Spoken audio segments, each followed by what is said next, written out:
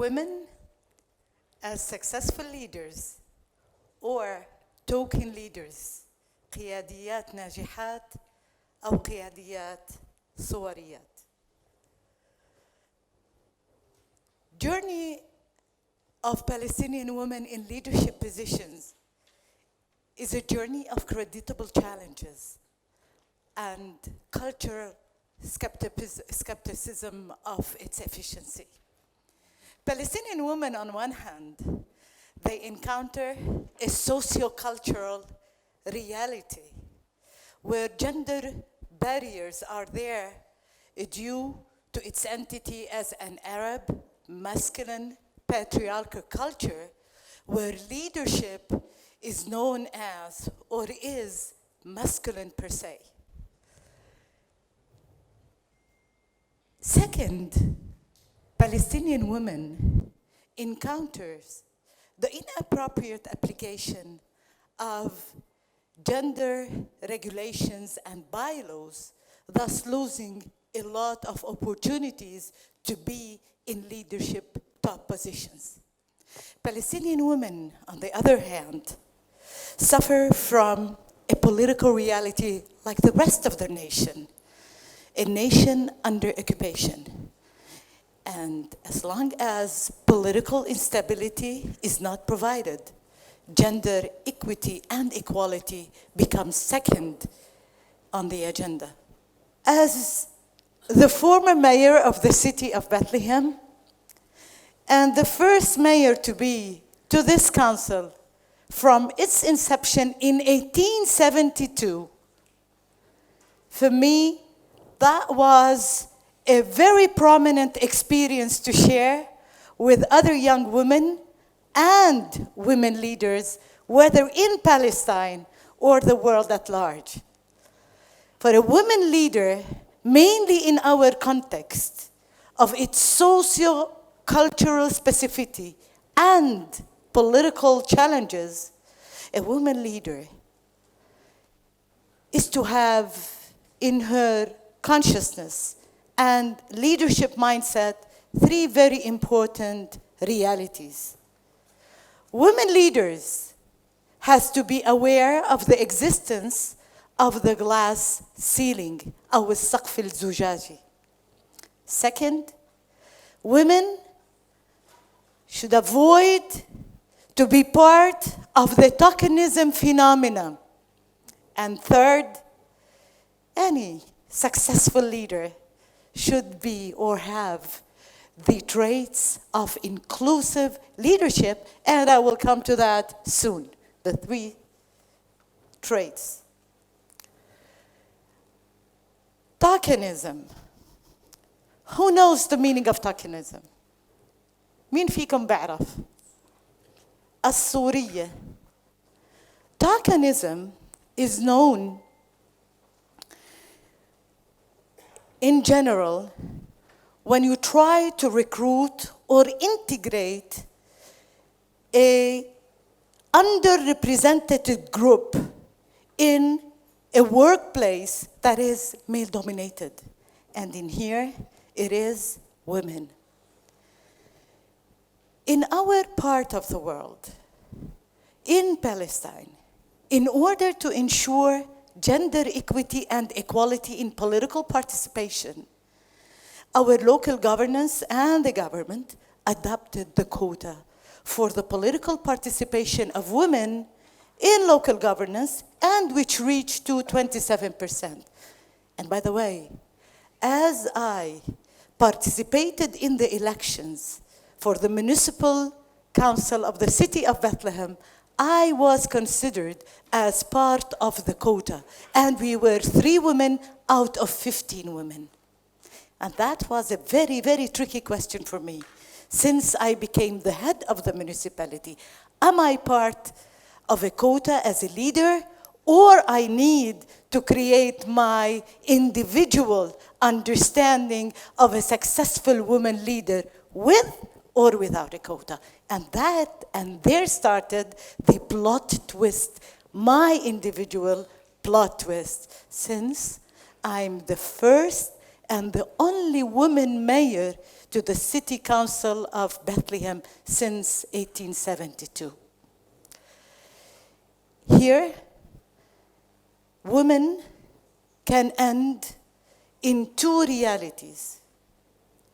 Either to accept to be in their top position as a completion of a number and be passive, accept whatever is there, whatever is said, be agreeable to everything, go with the flow of the masculine leadership mentality, or stand there and look at her opportunity to be in that top position and to be an example of a successful woman leader and not a woman leader that reflects the token status.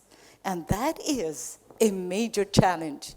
Many say the quota is not accepted for us. We as Palestinian women, we did our best. We were part and parcel of our fight in the nation. We deserve to be there exactly as men do.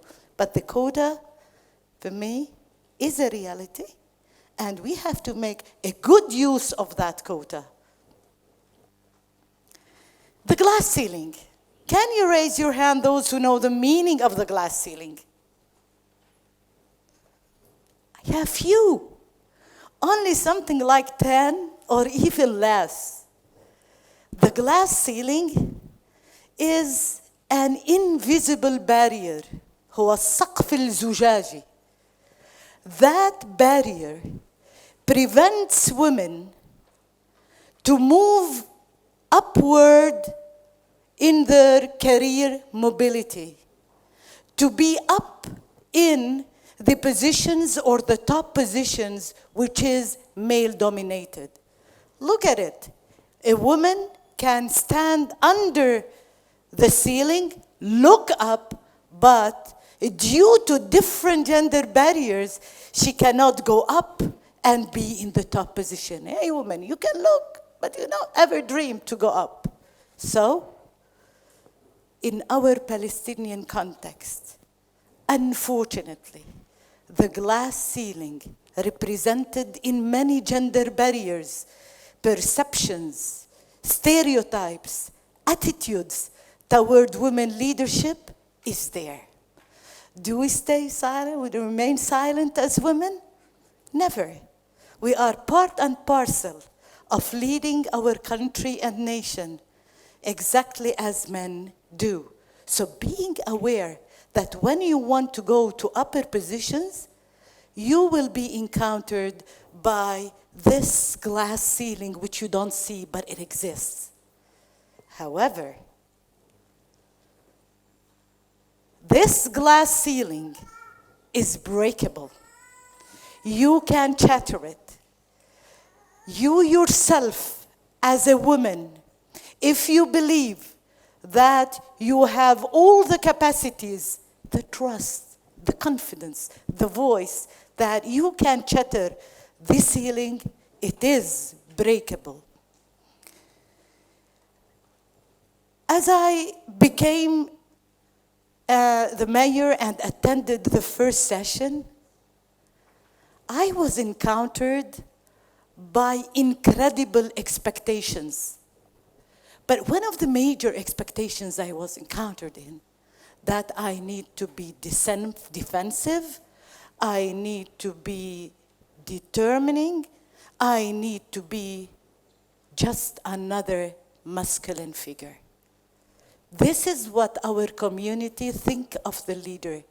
A leader is the one who has the masculine traits, toughness, rigidity, one way. But I know very well as a gender researcher that me as a woman has feminine leadership traits which I'm proud of. Women leaders do have very significant traits in leadership: compassion, support, inclusiveness, detailed-oriented, system thinking, accepting the others, me and the others. These are very important feminine leadership, which we need to exercise and practice in order to be capable to lead together with men. I like this quotation. Teach your daughters to worry less about fitting into Cinderella's glass slippers, and more about shattering the glass ceiling. Today, women all around the world, and specifically in our Palestinian context, we need to know how to shatter the glass ceiling and make a plot twist. Instead of looking upward, stand there, steady.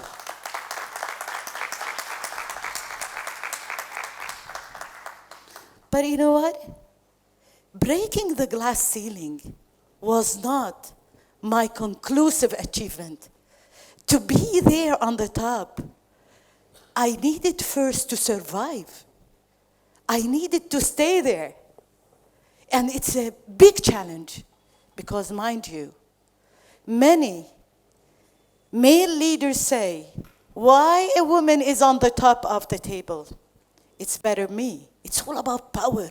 It's all about authority.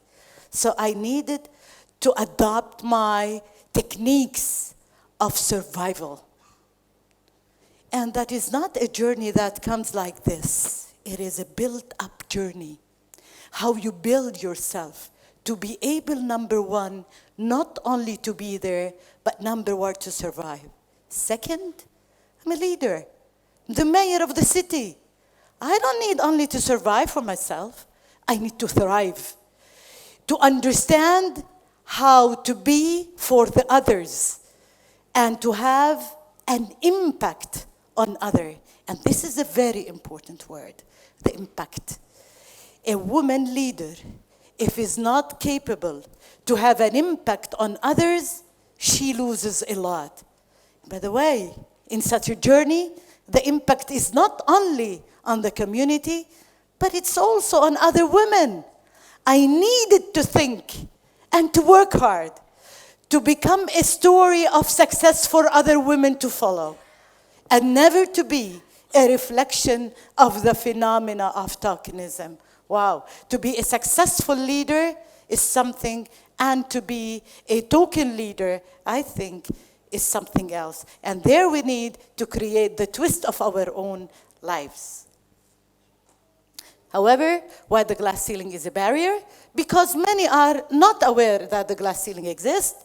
Many do not have the confidence that they can do it. Yes, you can do it. Each one of us can do it. The sky is so wide, and you can be there. But many do not trust their own voices, and neither their own choices. And it's a teaching journey. Third, many women do not have opportunities to do that. And when you lose the opportunity, it's by itself one of the main barriers that create the glass ceiling. What causes the presence of the glass ceiling أو السقف الزجاجي? Actually, we know the term gender inequality. Gender inequality comprises two segments: gender discrimination and gender bias.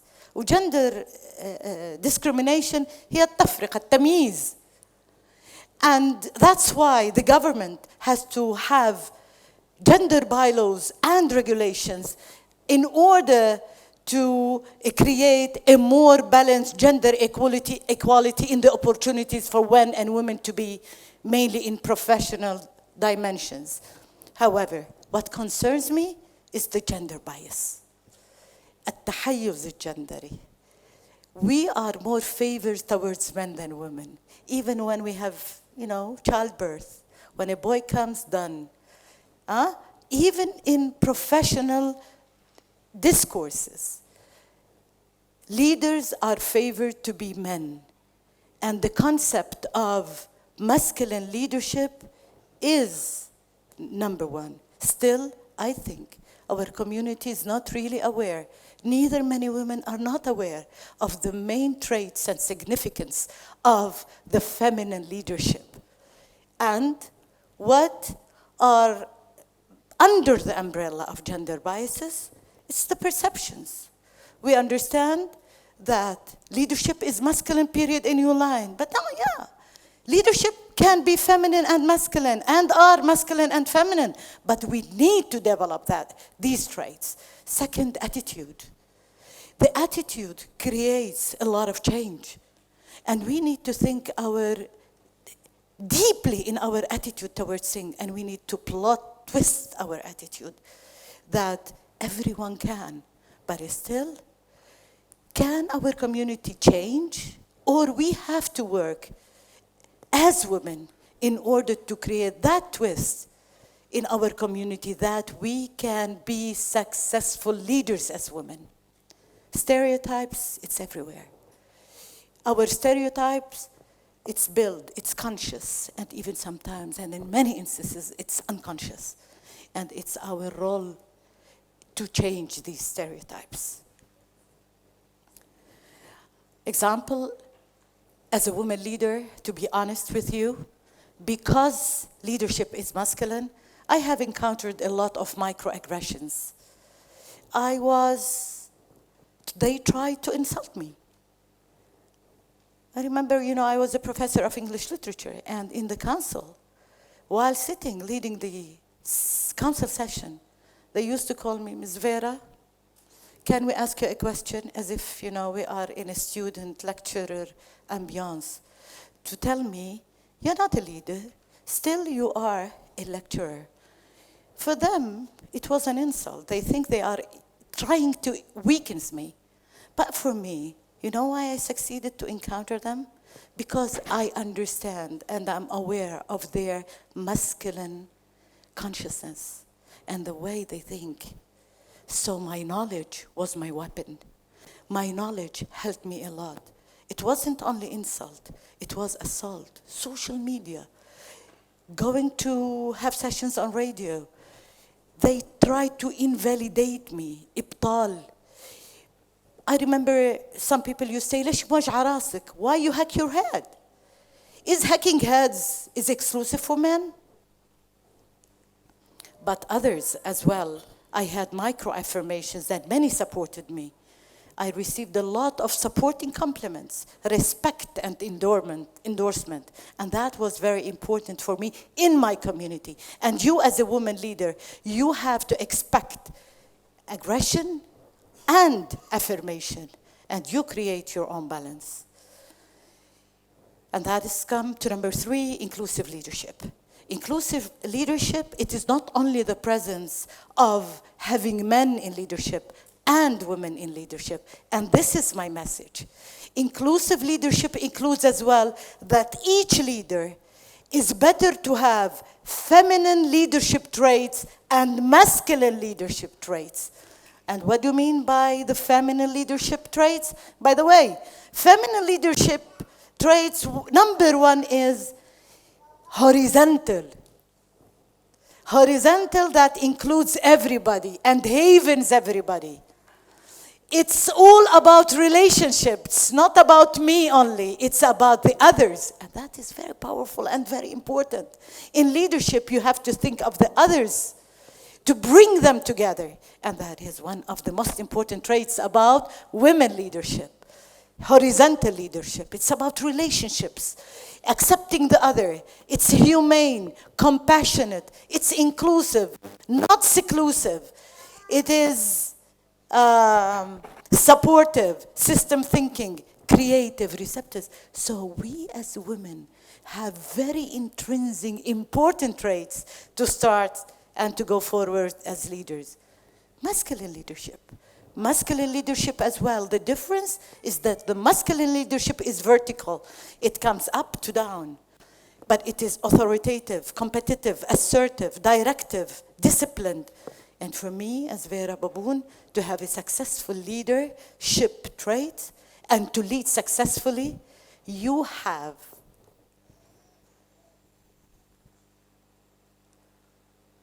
to bring both leaderships together. Try to be inclusive like the yin-yang. The yin-yang is the masculine and the feminine. And not only that, it is the masculine inside me, the masculine traits inside me, and the feminine traits inside each male.